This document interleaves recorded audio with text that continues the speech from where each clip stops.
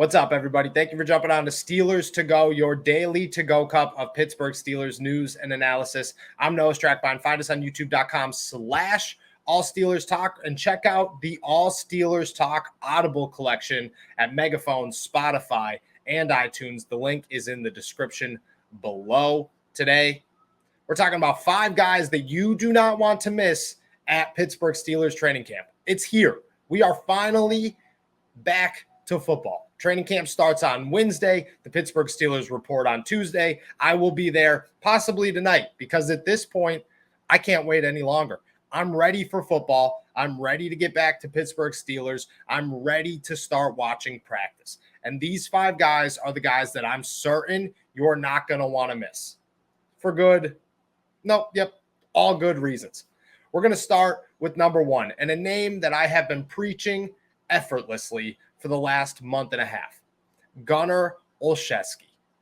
The wide receiver / kick and punt returner, first team return man 2 years ago, is here in Pittsburgh. And let me tell you, anybody who believes that this guy isn't going to make the team for whatever reason, you need to just wait, be confident, be patient, and say, I'm going to trust Noah for a couple seconds here.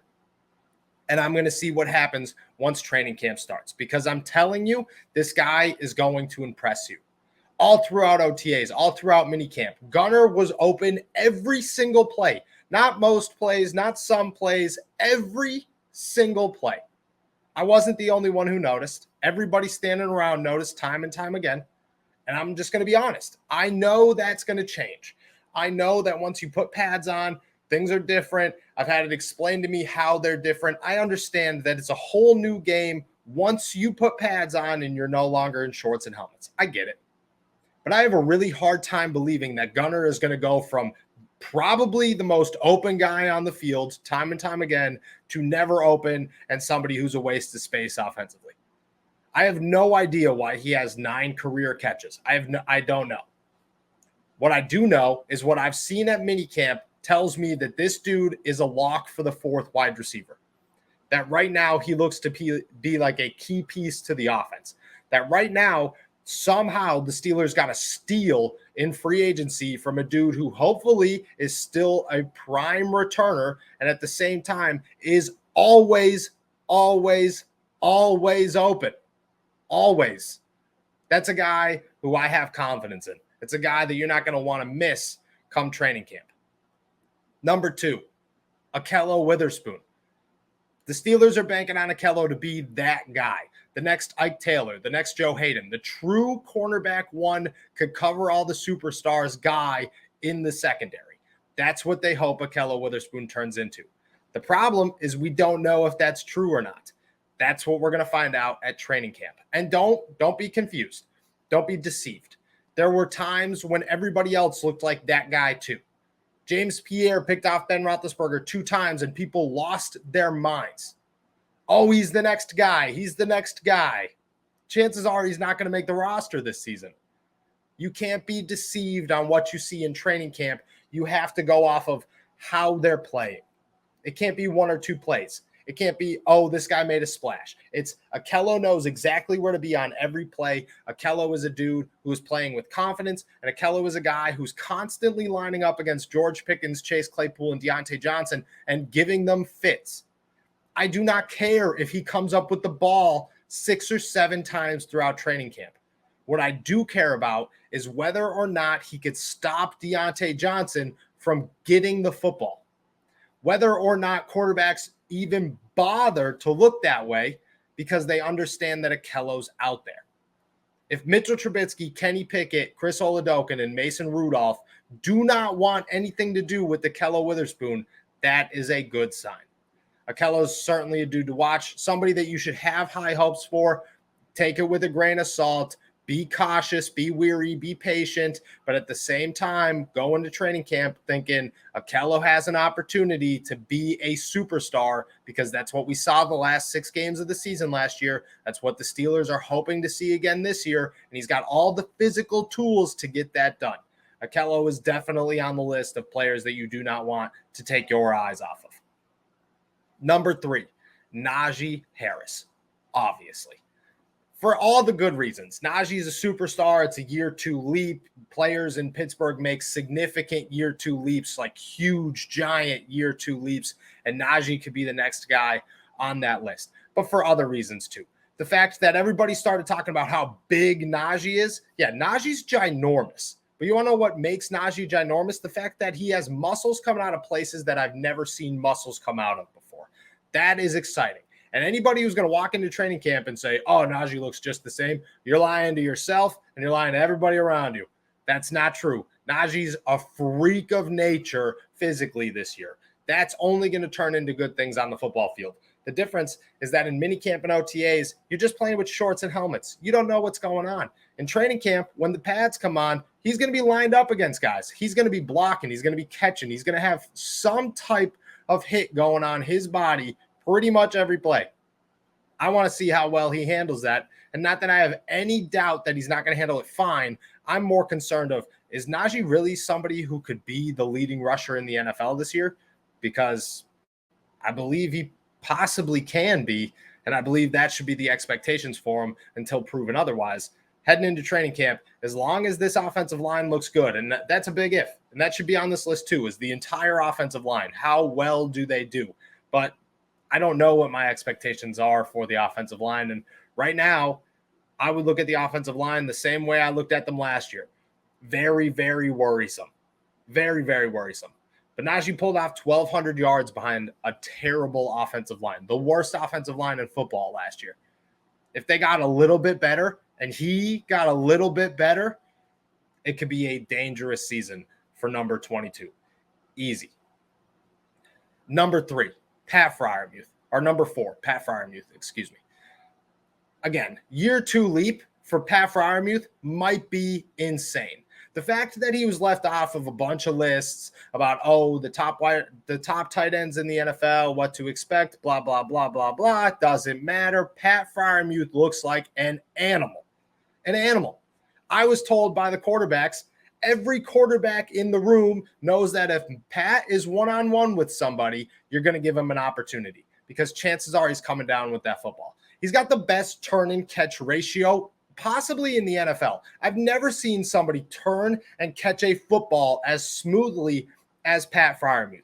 This guy works on that day in and day out. He is everything the Pittsburgh Steelers wanted him to be. He is the best tight end to come through Pittsburgh since Heath Miller. And it's only year 2. But that year 2 jump is so big for the Steelers. It's so, so big. Mike Tomlin talks about it all the time, how big a year 2 jump is. Nobody, and I mean nobody, not even Najee Harris, maybe Najee Harris, should have a jump this season as big as Pat Freiermuth. Nobody. It's going to be nuts. And pairing with Zach Gentry is only going to make him better. He feels more comfortable. They work well together. It's a good 1-2 relationship. 13 personnel will be much smoother. It's not a veteran taking away his snaps. He knows he's the star and Zach is the backup, the whole 9. It's a great, great combination. Pat Freiermuth is in for a huge year, and watching him at training camp is going to hype a lot of people up. I believe we're on number 5. Ahkello, or not Ahkello Witherspoon. I've already said Ahkello Witherspoon. I'm going back to the defense, though. Isaiah Loudermilk. I know, smaller name, not as much attention, not really going to be a make-or-break guy in the starting lineup, but certainly a make-or-break guy for the defensive line position, certainly a make-or-break guy in year 2, certainly a make-or-break guy on how much better the defensive line as a whole is going to be in 2022. The Pittsburgh Steelers saw firsthand last year that they have zero depth across the board. Zero depth. Their defensive line got hit with injuries, and it was over. It was done. At every single position, they had no chance. I still believe that they need to address outside linebacker because they did not do enough there. But defensive line, that filled itself out. If Larry Ogunjobi is assumed to be the guy who wins the starting job at defensive end, which I don't think that's a given. I think Chris Wormley is going to put up a tough battle, and he's going to get the first of the opportunities. But if Larry Ogunjobi gets the starting job, then Chris Wormley is a quality backup at defensive end. DeMarvin Leal is a player who's going to come in here. He's going to be a rookie. He's going to grow, but he's also going to get a little bit of playing time. Not a ton, a little bit. Cam Hayward is Cam Hayward, superstar, Hall of Famer, All-Pro. We know what he is. Tyson Alualu, proven starter. Guy that the Steelers love to have back, but he's 35 years old. He's coming off of a fractured ankle. At this point, you're a little worrisome of what's going to happen to him if he plays too many downs. Monty Adams allows that to be a gap filler. Hey, I could come in here and play passing downs because I'm a quality nose tackle who could rush the passer. Tyson is a running down guy. Tyson plays 2 downs a series. You feel really good about his efforts and his contributions in 2022. And then there's Isaiah Loudermilk, the piece that is going to put it all together. He could play across the board, all 3 positions. He's bulked up this offseason, put on about 15 to 20 pounds. Year 2 jump, had enough playing time last year where you actually feel good about his development this year. Not too much, though. Perfect amount of playing time as a rookie. Coming in here, he's going to have a much bigger role. And on top of that, he's going to make that year 2 jump. He's going to be working with guys. He's got a year under his belt working with Cam Hayward while on the football field. He looks bigger. He looks smoother. He looks much more confident on a football field. He looks much more built, much more like a defensive tackle than he did last season. There were question marks around this guy, but it's a rookie. He was a 5th-round rookie. You can't expect much else. This year, year 2, I would expect big things from Isaiah Loudermilk. I would expect him to be the primary backup outside of Chris Wormley at defensive end to fill whatever need the Steelers need, to play whatever positions the Steelers ask him to play. Isaiah Loudermilk is going to be a dude who's going to impress a lot of people this year, and I get that he's a much smaller name than the 4 I listed before. But he is going to have a big year. He's going to impress, and he's going to mount himself within the Pittsburgh Steelers defense as a player that they want around and that fans know makes an impact. Isaiah Loudermilk's looking at a big year. Trust me on that. It's officially summertime, and everybody talks about looking good for the warmer months, but few have the balls to do it. Well, it's time to nut up or shut up and take the easiest step to looking sexy this summer by using Manscaped. Manscaped's Ultra Smooth package makes sure you have the proper care for down there, and their Boxers 2.0 gives you the perfect stage to show off your new look. These products may make you look hot, but your cleanly shaved nethers will keep you cool, and the Boxers 2.0 patented jewel pouch technology will keep your boys from turning any beach day into a swamp day. Dive headfirst into summer by joining the 5 million men worldwide who trust Manscaped and get 20% off plus free shipping by going to manscaped.com/Steelers20. The Ultra Smooth package is specialized 3-step groin shaving kit to help you buff, protect, and smooth your most sensitive areas. I'm talking crop shaver razor, crop exfoliator, and crop gel. This kit is the perfect polish to make your family jewels shine. Step 1, crop exfoliator. Infused with the ingredients that can soothe, clear, and keep the skin on and around the groin feeling refreshed, the crop exfoliator can help reduce the risk of ingrown hairs in your delicate places. Step 2, the crop gel. See where you're shaving with our unique clear shaving gel just for the groin. It's called your delicate areas for a reason.